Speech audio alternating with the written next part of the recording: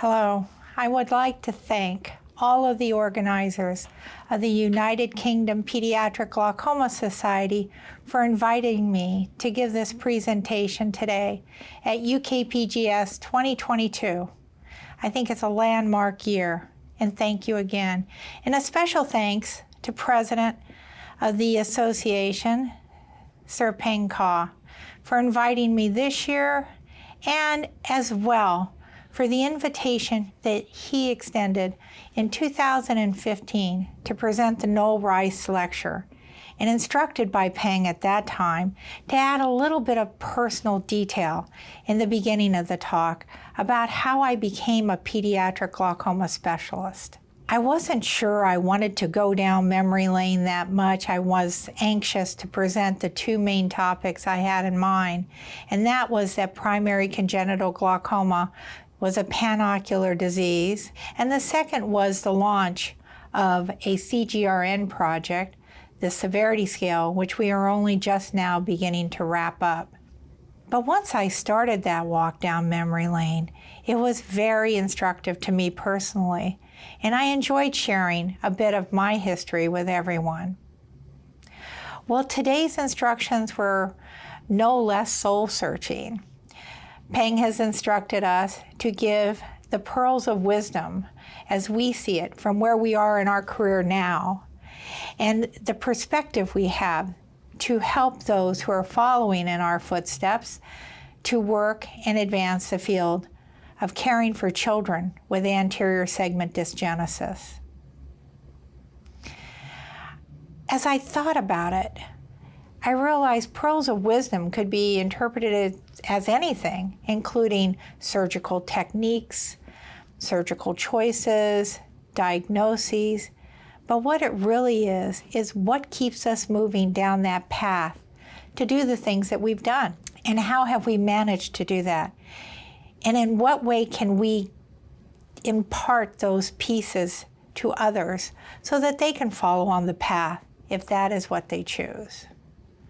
So as I began soul searching, so to speak, on what led me down the path, I came up with three principal ideas.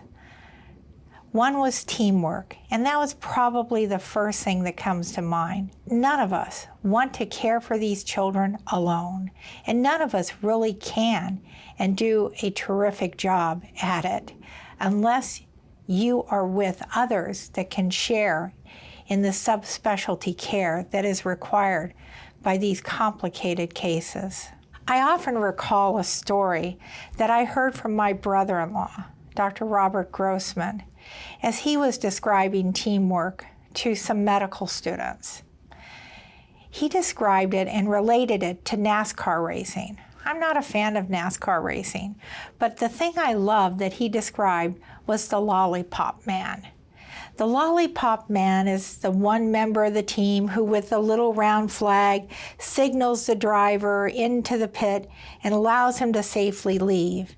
And that team of 18 people that can change 4 tires in 4 seconds is all done by teamwork, close association, subspecialization, all of these people working in concert in order to move that car back onto the track and back to success.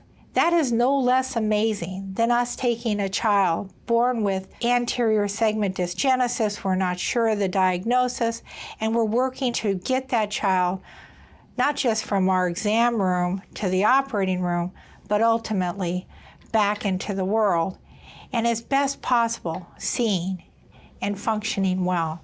As we do these things, we need very much to train others.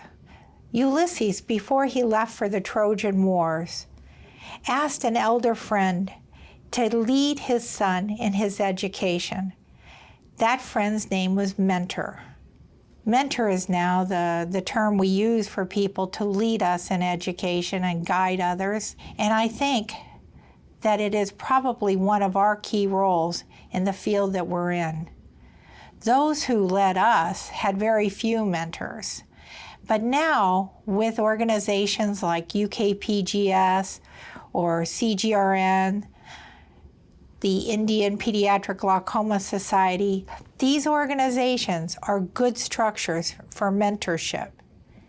And mentorship does more than pass on skill, whether it's diagnostic or surgical. It also passes on the final component, how to be persistent in our goals towards achieving vision for these children and help for their families as well.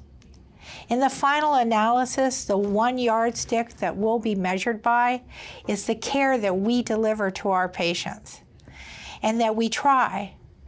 Sometimes we will not meet with the success that we planned, but being persistent and learning from it is going to be key.